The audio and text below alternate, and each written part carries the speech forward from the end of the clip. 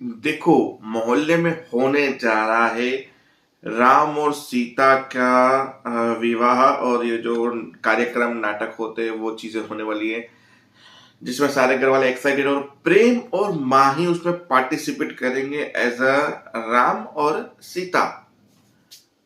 तो वो सब चीजें कंप्लीट हो जाएंगी, और जैसे ही स्टेज पे परफॉर्म करने के लिए माही पहुंचेगी तो माही चक्कर खा के बेहोश हो जाएगी। तो सब लोग उसे पकड़ तो लेंगे, पर उसका गेटअप चेंज करके खुद सीता बन के स्टेज पे चली जाएगी राही माही की जगह पे। जहां सारे घर वाले तो शौक हो गए, क्योंकि वो लोग ऑडियंस में बैठे हुए हैं, बच्चे पार्टिसिपेट कर रहे हैं। तो सब लोग शौक हो गए, राही कैसे है? तो राही वही हार पहनाती, वो उसे हार पहनाते, एक शादी वाला सीन चलता है जहां माही को होश आता है, और माही जब वापस पहुंचती है स्टेज पे, देखती है कि राही पहुंच गई है मेरी जगह पे।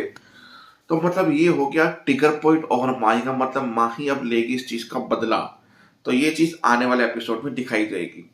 रही आज की बात, तो आज में दो लंबे भाषण है। लंबे मतलब समझ सकते हो, एक अनुपमा का भाषण जब वो राधा को वापस लेती है, फिर दूसरा भाषण जब अनुपमा राधा को घर पर लेकर आती है, और तीसरा भाषण राही का।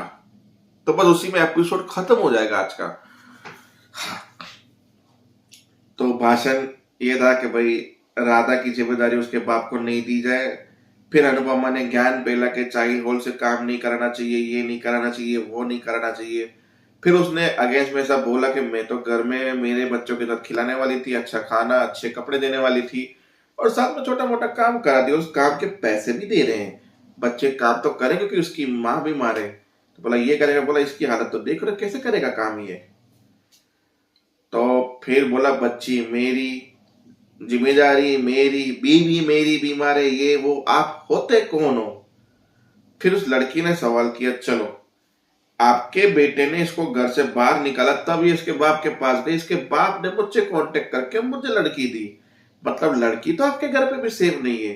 तो आप कैसे बोल सकती है सबके सामने कि मेरे घर पे लड़की सेफ नहीं होगी? तो ये बताओ कि आप जिम्मेदारी लोगे क्या? मतलब कि आप इसको अपनी तरफ ले जाते हो, क्या पता कि आप भी जाके यही काम कराना चाहते हो? बहुत अच्छा काम करती हो, उसके लिए हम उससे झगड़ने के लिए आ गई मेरे पास कि ये मैं रखूंगी, ताकि आप भी इससे घर में काम करा सके, बच्चे संभाल सके। कोई गारंटी है, प्रूफ है कि आप लोग ऐसा नहीं करोगे जो मैं करने वाली हूं? फिर बोला कि आप जिम्मेदारी लोगे इसकी, नक्की करोगे कि इसकी पढ़ाई आप कराओगे, इसकी माँ का खर्चा आप उठाओगे, और इससे कोई काम भी नहीं करवाओगे?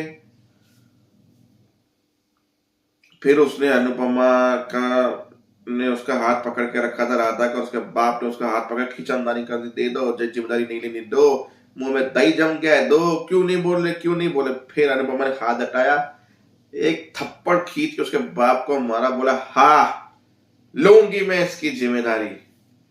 फिर फाइनली वो घर पे टेंशन का माहौल के राधा के बाप को फोन करो कि वो उसको वापस यहाँ पे छोड़ जाए, वरना मम्मी की तीसरी आंख खुल गई तो तोशु हम नहीं बचेंगे।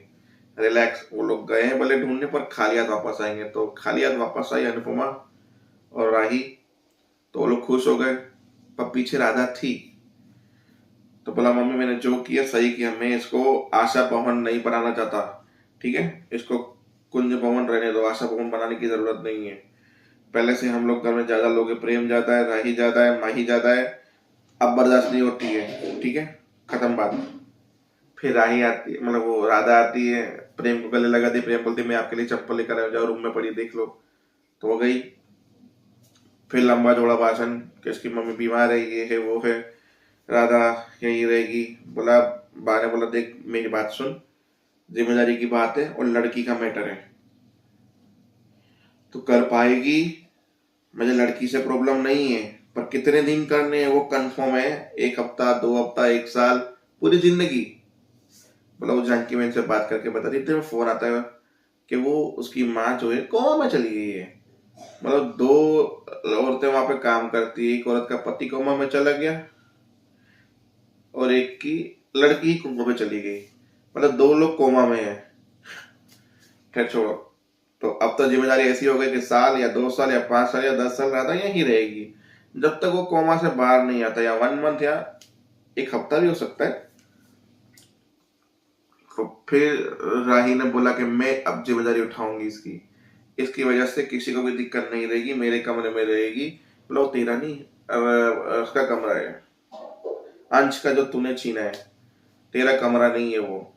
तो फिर उसी में बहस चली। तो अनुपमा ने बोला नहीं भाई, तूने अभी अभी बिजनेस स्टार्ट किया है, उसमें कदम रखा है, और पहले ही बिजनेस में तुम बहुत लॉस हो और हम बहुत पीछे चले चुके हैं।